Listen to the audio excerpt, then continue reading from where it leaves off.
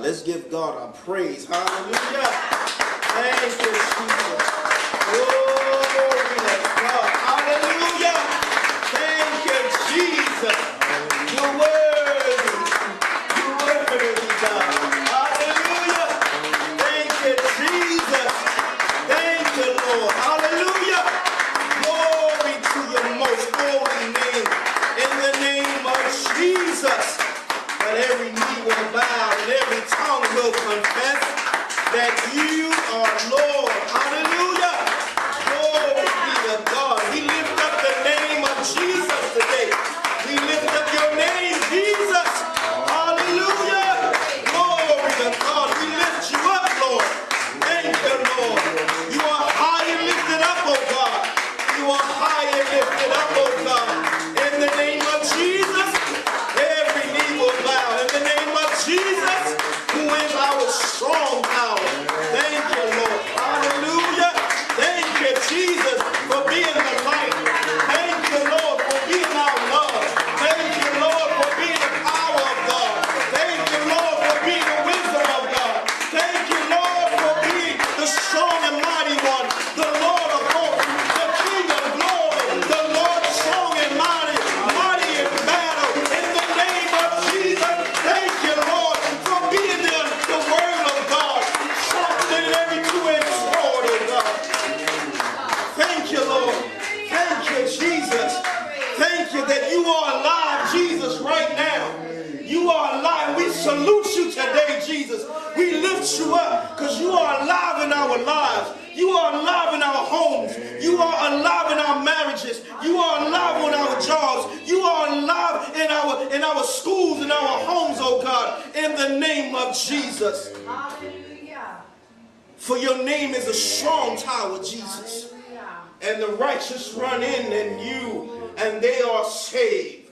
Thank you, Jesus, that you are our way of escape. There's nothing that can hold us.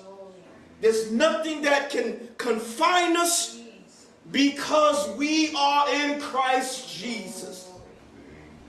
That as Jesus is in the heavens, so are we right now in the earth. Who can stand against Jesus? No one can. Therefore, who can stand against you? No one can. We are invincible. We are strong and courageous. We are strong, and the joy of the Lord is our strength. In the name of Jesus. Jesus is our head, and we are his body. We are also the bride of Christ Jesus. What greater friend is he, the one who laid down his life for you and I? Jesus is alive right now.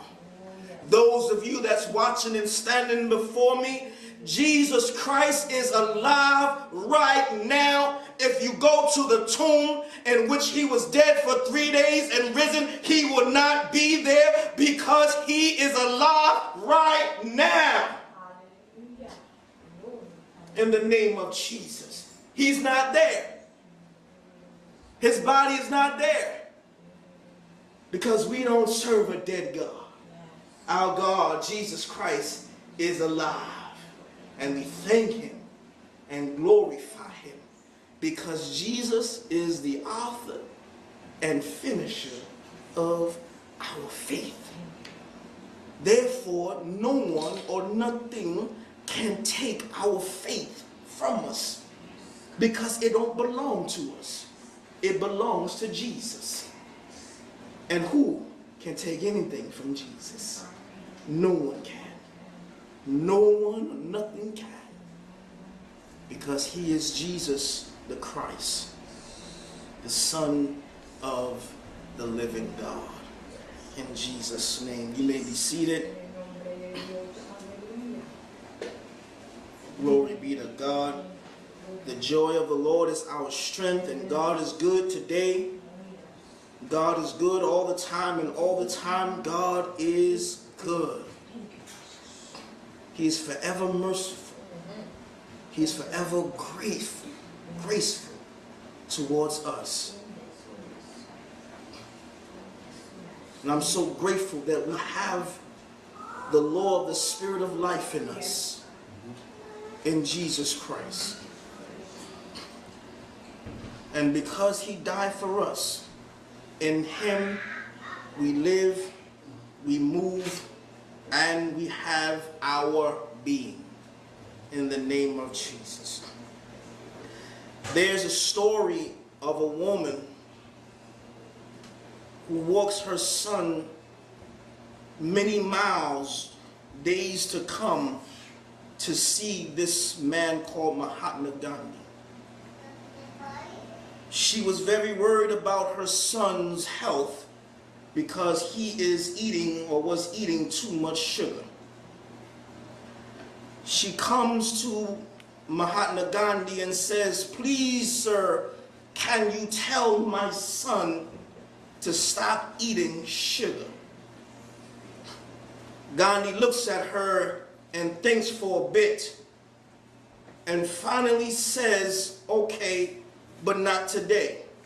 Bring him back in 2 weeks." The young woman was disappointed and takes her son home. And 2 weeks later, she makes her journey, her long journey again, to go see Mahatma Gandhi with her son. And there Gandhi says to the boy, "You must stop eating sugar. It is very bad for you." The boy had such respect for Gandhi that he stops and he lives a healthy life. And the mother, the woman, was confused and asked him and said, "Gandhi, please tell me, why didn't you want me to wait 2 weeks to bring my son back just to tell him to stop eating sugar?" Gandhi said, "Because before I can tell your son to stop eating sugar, I had to stop eating sugar first." And I say that to say, oftentimes we tell and we say things that we don't do ourselves.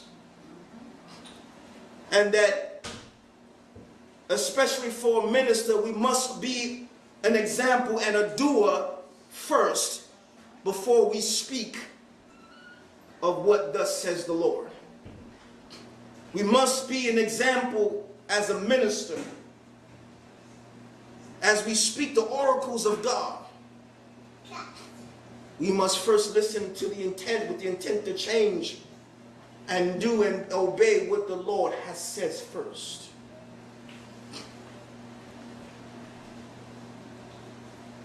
It is the heart of God for you and I to walk in a 360-degree seed time of harvest, of sowing and reaping God's word. It is God's desire that you and I sow his word to reap his word. All that we do is all about the law of sowing and reaping. The scripture says, "You sow sparingly, you shall reap sparingly. You sow bountifully, you shall reap bountifully." What you sow into is what you reap. You'll reap the harvest of what you sow into. Let's turn to Proverbs chapter 18. The title of today's message is The Life-Speaking Tongue. The life-speaking tongue. The life-speaking tongue.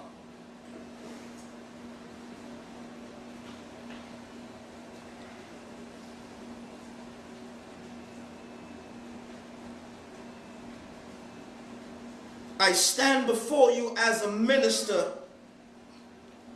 who been in this sowing and reaping of God's word now for such time. Doing it constantly every day. And I will admit to you that as I began to do this sowing of God's word, I began to reap the harvest of it. I began to see the very words that I've spoken. I began to see the manifestations of it. You see, let's get into it. Proverbs chapter 18, verse 20. Proverbs chapter 18, verse 20. I'll be reading from the King James Version. And let's read it together. 18 and 20. Proverbs 18 and 20. And let's read, a man's belly shall be satisfied with the fruit of his mouth, and with the increase of his lips shall be filled. Sorry. Verse 21.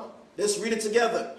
Death and life are in the power of the tongue, and they that love it shall eat the fruit thereof. I'm going to read the Amplified, verse 20 and verse 21, which says, a man's moral self shall be filled with the fruits of his mouth, and with the consequences of his words he must be satisfied, whether good or evil. Death and life are in the power of the tongue, and they who indulge in it shall eat the fruit of it, for death or life. Death and life is in the power of the tongue. They that love it shall eat the fruit thereof. There is an old rhyme that used to say back in the days when we was growing up. It says, sticks and stones may break my bones, but words will never hurt.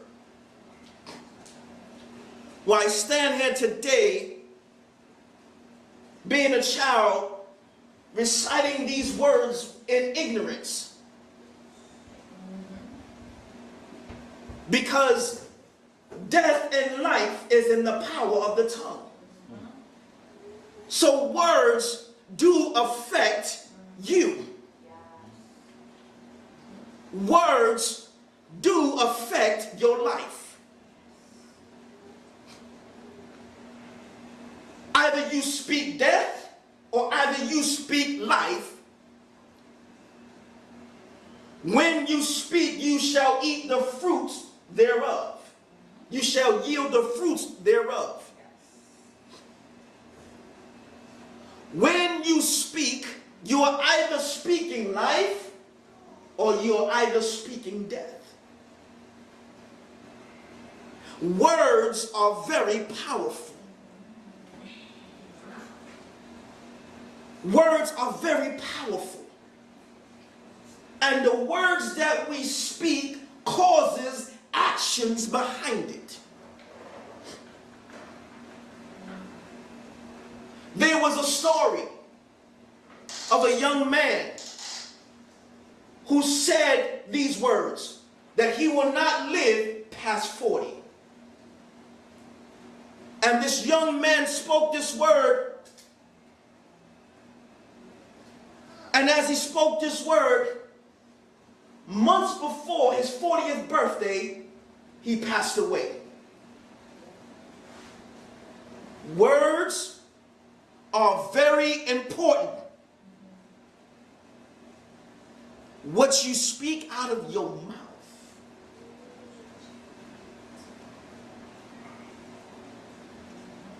is what you believe.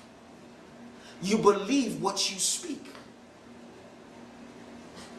Vice versa, excuse me. You speak what you believe. You speak what you believe. Let's look at Matthew chapter 12.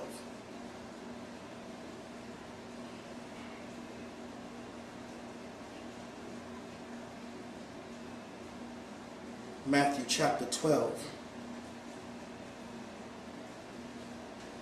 verse 37. Everyone has it? Amen. Matthew 12 and 37. Let's read it together.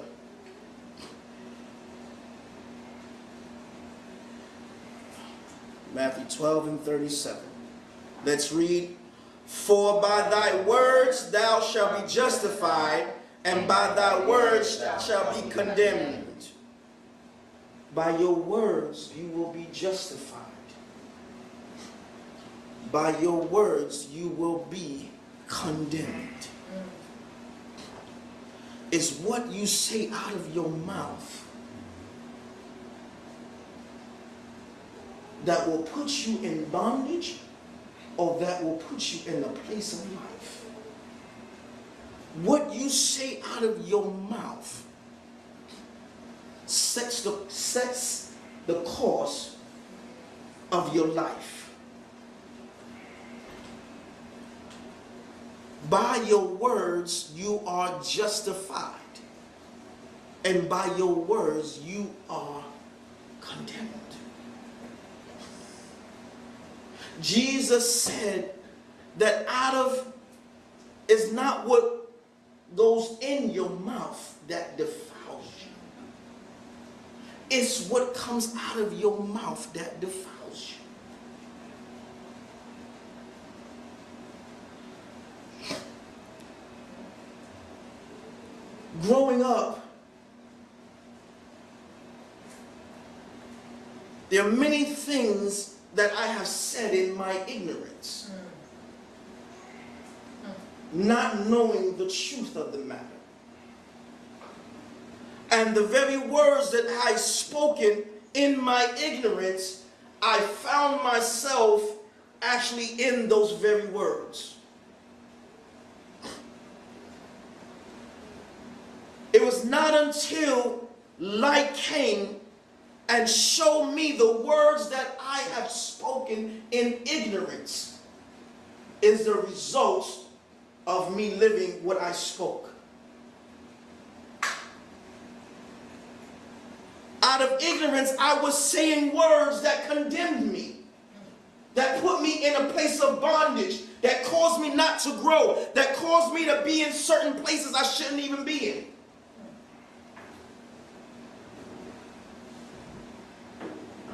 I began to yield the fruits of what I've been speaking.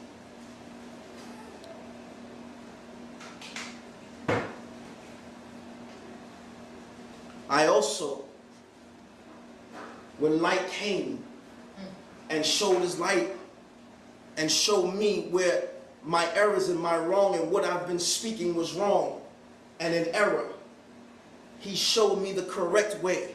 He showed me how to speak. And as I began to speak what he says speak, I began to see the freedom of what I was speaking. I began to see the results of what he's telling me to speak.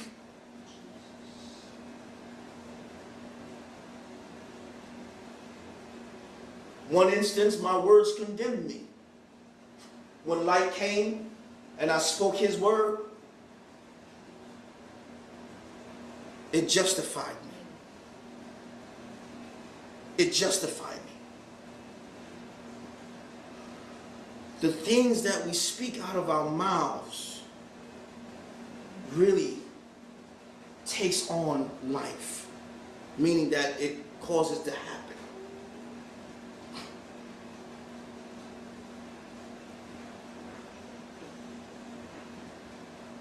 For too long in my life, I've been seeing the course of my very words that I speak out of my mouth. I said some things because I heard some things. I heard some lies. I heard some things and I recited some things I shouldn't have recited because I heard it. And I believed it. And therefore I said it.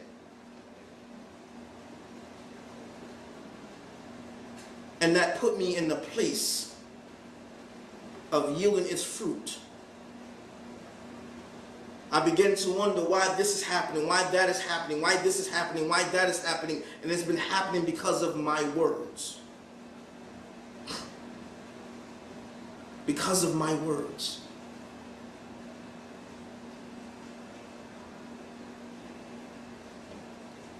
It's imperative that we live a lifestyle of speaking God's word. It's imperative that we live the lifestyle of always reciting and declaring and speaking God's word, which is the life-speaking word. Today I'm talking about the life-speaking tongue. The life-speaking tongue that always speaks God's word. For death and life is in the power of the tongue. They that love it will yield the fruits thereof. They that love to speak death, they will yield the fruits of it. They that love to speak life will yield the fruits of it.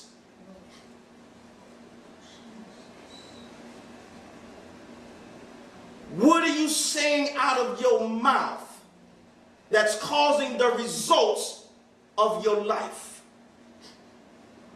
That's causing you to yield the fruits of what you're speaking. If you keep telling yourself that you are sick, you will yield the fruits of you speaking you're sick. Have you been telling yourself that you can't do something? And you find yourself that you can't do it?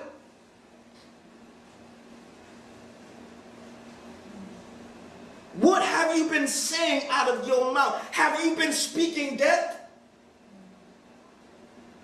Or have you been speaking life?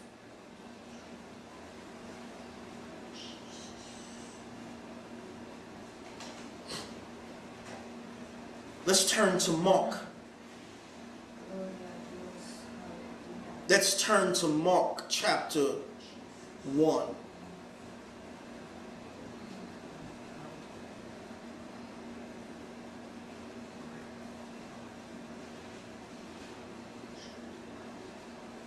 Mark chapter 1.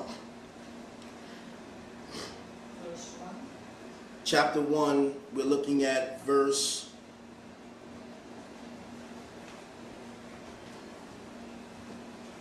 12. Mark chapter 1, verse 12.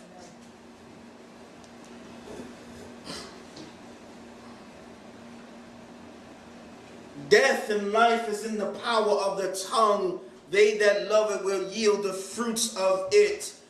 Always being in the place of speaking God's word in a 360-degree seed time and harvest of sowing God's word. You speak God's word sparingly, you shall reap God's word sparingly. If you speak God's word bountifully, you will yield the fruits bountifully.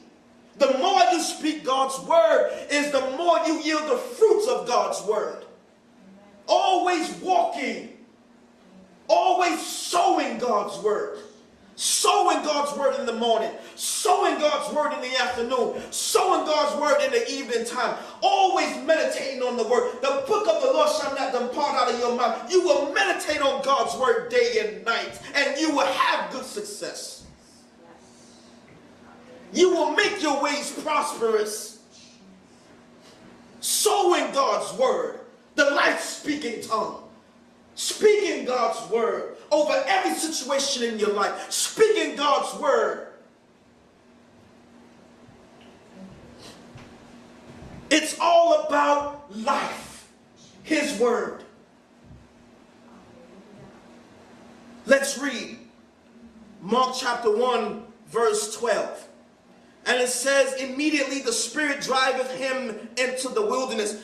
Immediately the Holy Spirit driveth Jesus into the wilderness. Into the wilderness. Verse 12. What happened in the wilderness? And he was there, Jesus, we're talking about Jesus. Jesus was there in the wilderness 40 days. Jesus was in the wilderness for 40 days.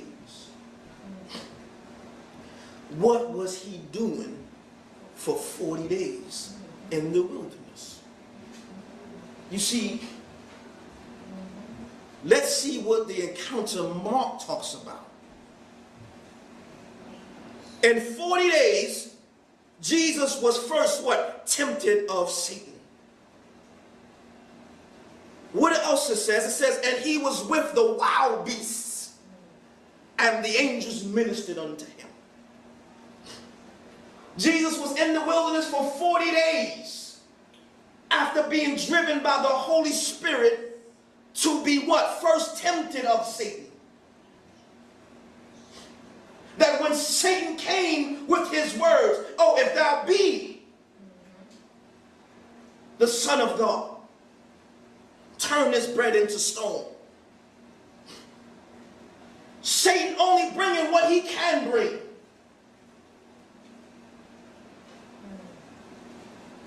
Words of doubt, words of fear, words that speak of death. And every time Satan came with his words of death, if thou be the Son of God, if thou be the Son of God, if thou be the Son of God, every time Satan came with the words of death, Jesus came back with the words of life. Satan said, man shall not live, Jesus said, man shall not live by bread alone, but by every word that proceeded out of the mouth of God. Jesus spoke life into the situation.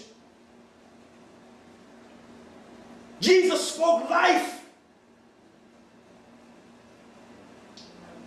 when he encountered the temptation of Satan. What was Jesus doing?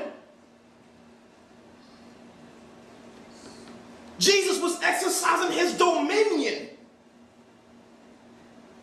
his right as a son of God, as a son of man. That I speak life, my words, the words that I speak are life and they are spiritual.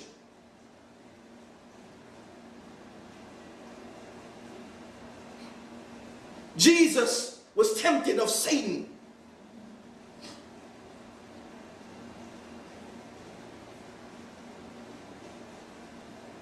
In Matthew 16, Jesus said, get thee behind me, Satan. You don't know the things of God. You know the things of man. Get thee behind me, Satan. You don't know the things of God. You know the things of man. Satan perfected the flesh, the carnality, the carnal mind. The things of God are life. They are spiritual. The things of Satan is death.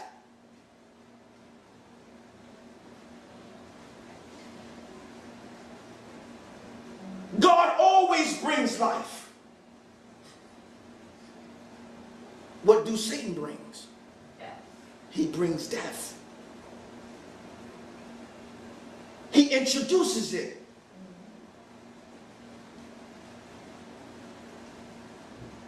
What Adam failed to do in the garden, Jesus was victorious in the wilderness. man failed to exercise his dominion in which God has given him to speak against what was done, failed to do so, and sin entered into the world after disobedience. Jesus here speaks God's word and encountered, as Satan said, his words. Jesus encountered and said life-giving words.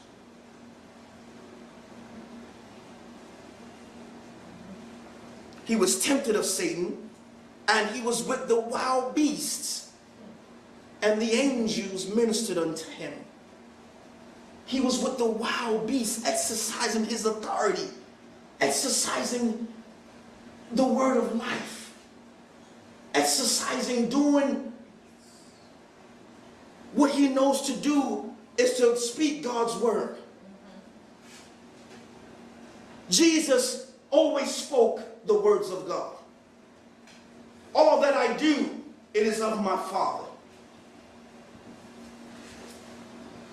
The words of life is Jesus Christ, and he spoke those words of the Father because he is life.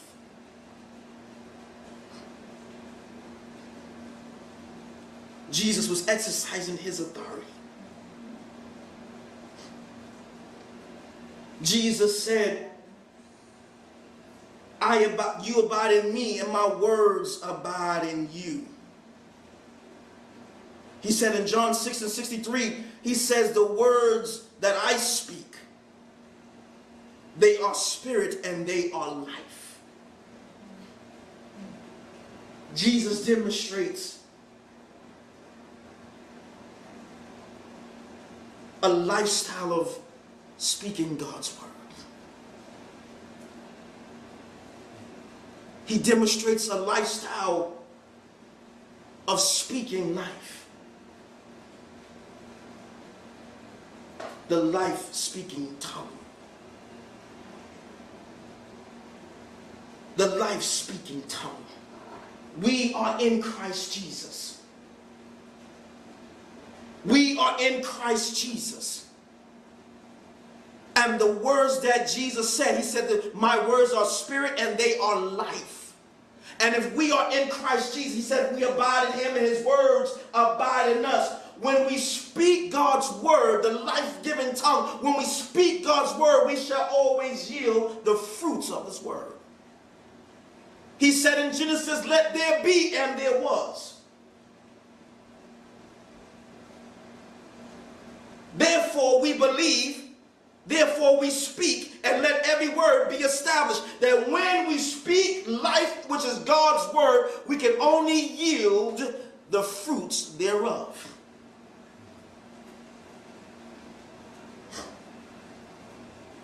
God is life. He can only give life because he is life. Jesus said, I am the way, the truth, and the life. So when we are in Christ Jesus and we speak God's word, we speak life, therefore we shall yield every word that we speak. There shall be a fruit of every word that we speak.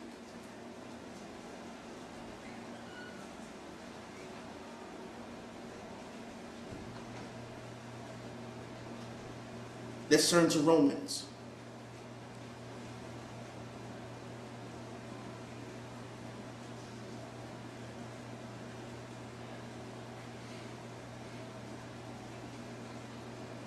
Chapter 8.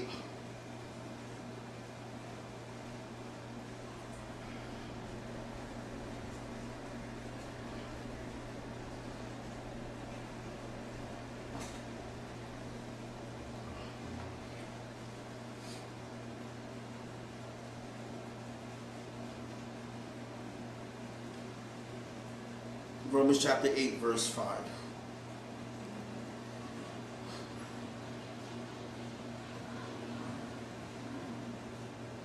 Romans chapter 8, verse 5.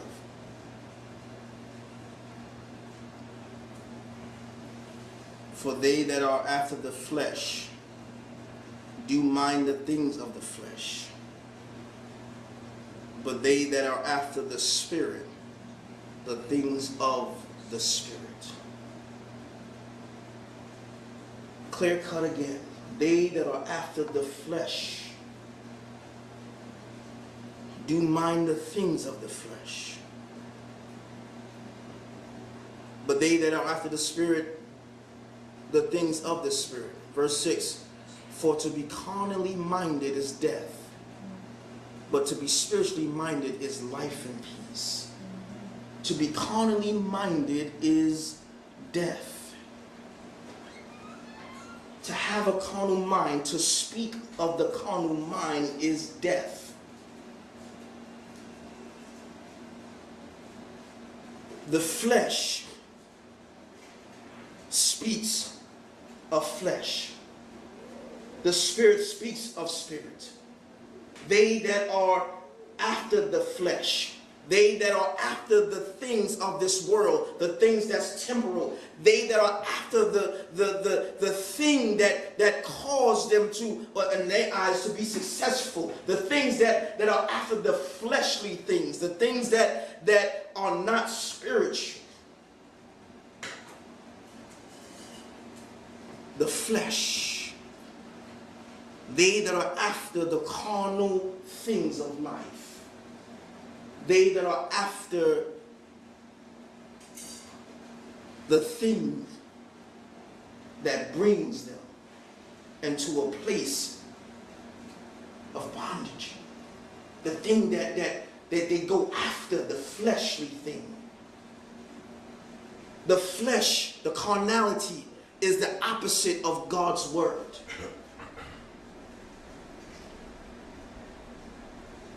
They that are after the Spirit do mind the things that are spiritual. For to be carnally minded is death.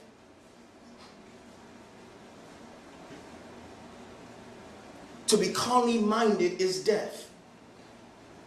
So for me to think a certain way that's opposite of God's word is death. God says I'm healed, but I say I'm sick. God says I'm delivered, and I say I'm in bondage. God says you are free from fear, but I say I'm fearful and I'm timid. To be carnally minded is death. But to be spiritually minded is life and peace. You speak on what's on the inside of you. You and I speak on what we believe. You believe you healed, therefore you will speak you healed. If you in bondage, therefore you will speak that you in bondage. You speak what you believe. If you're emotional, you speak out of your emotions. If you're spiritual, you'll speak God's word.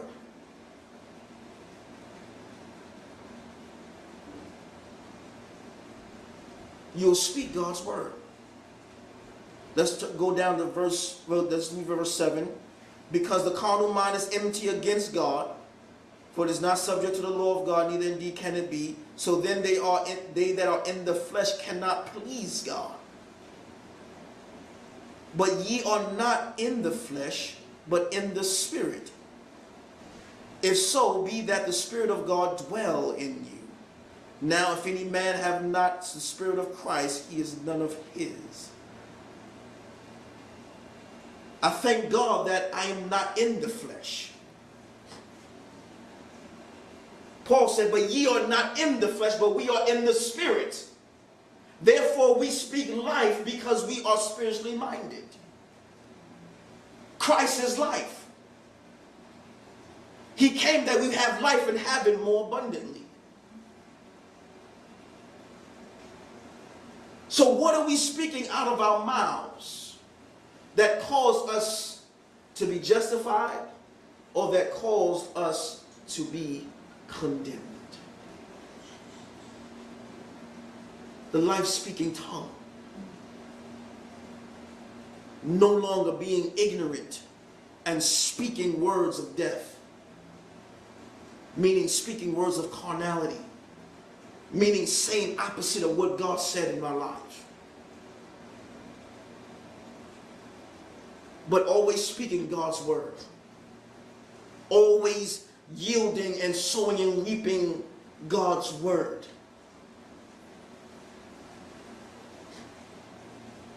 And I've been on this declaring of faith every single day. And as I declare every single day, some things happened. When you declare God's word every single day, when you speak life every single day, you will get life.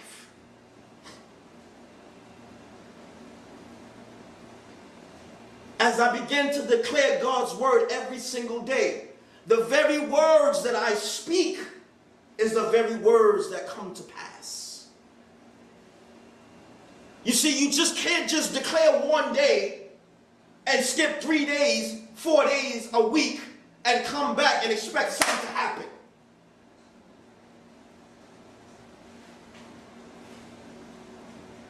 But if you are constantly in that flow of sowing and reaping God's word, if you are constantly in that flow of speaking life, if you are constantly flowing in that flow of God's word and speaking to every situation, speaking to those things that are not as if they were, saying, yo, Lord, you didn't give me the spirit of fear, but you have given me the power of love and of a sound mind, that I am powerful because you are the spirit of power. I am love because you are the spirit of love. I'm not timid and I'm not double-minded in my ways because you are the spirit of a sound mind. I am not.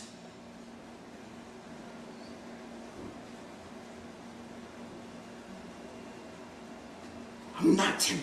I'm not fearful. Because I have the greater one in me. I'm not afraid of anything. Because he who's alive is in me.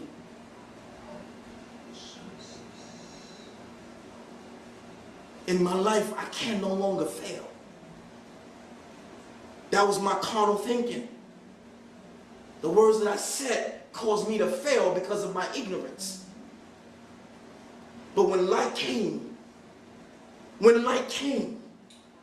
and showed me that I don't have to fail, who said you had to fail? Who said you can't do? With God, all things are possible. Therefore, with me, all things are possible because God is in me.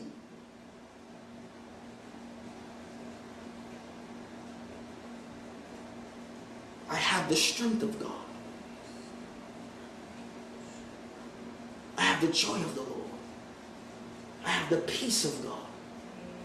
I have his love, his word in me that's alive in me. I speak what I believe. I am justified by my words. That the life I now live, I live through the Son of God who gave himself for me. That I have the God-given faith in me.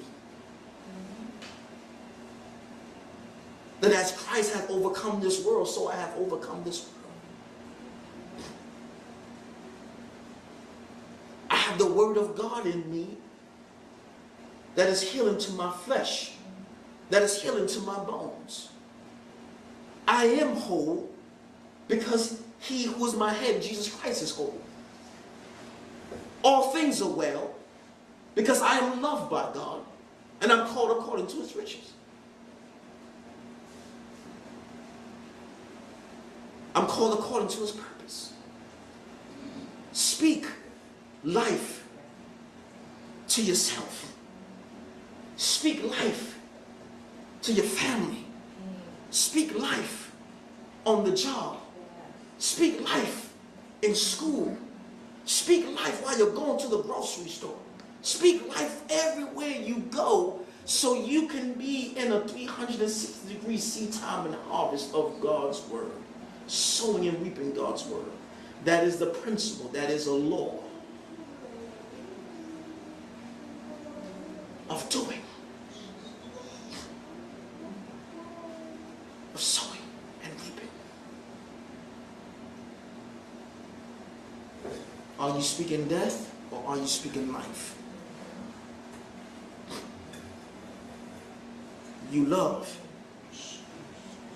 They that love it will yield the fruits thereof. Either you love life or either you love death. But I encourage you today, choose life. Speak life. Jesus came that we would have life and have it more bountifully. Speak life. You have the life-speaking tongue in you. You speak God's word. You yield it.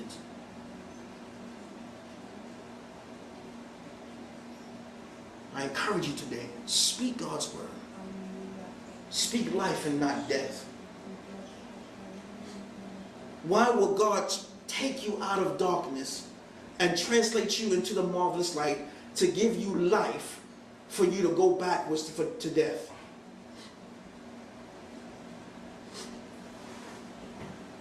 Speaking death is filthy communications.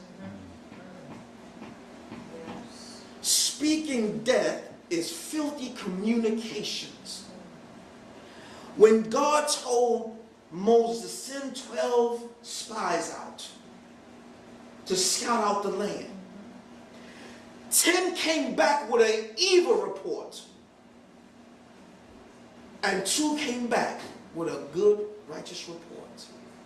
The 10 that came back with an evil report, it was a report that was opposite of what God already spoken. And the 2 that came with a good report was in agreement with what God said. Speak life. God tells us to speak life because he is life. Nowhere in the scriptures you hear God say speak death. God says speak life, for I am life. God is the giver of life. And he has given us the creative ability to speak life into all situations. Father, we thank you and we praise you for your word, the life-speaking tongue. Thank you for your word that goes forth. Thank you for your word that is unblemished. Thank you for your word, Father, that you have given us Jesus Christ, who is life. And therefore we have the ability to speak life in us and to every situation in our lives. Thank you, Father, that we declare every day your word that cannot fail.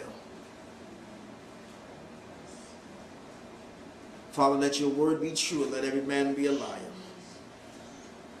Father, we believe, therefore we speak, and that every word will be established.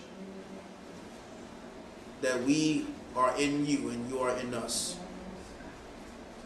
And we thank you that your words that you speak are spiritual and are life. And we just praise you, Father, for giving us the ability. Thank you for setting us free from our ignorance. Thank you for setting us free from our ignorance of saying or speaking death in time past. Thank you for setting the course of our lives, meaning that you've given us the measure of faith, and that our faith belongs to Jesus because he's the author and finisher of our faith.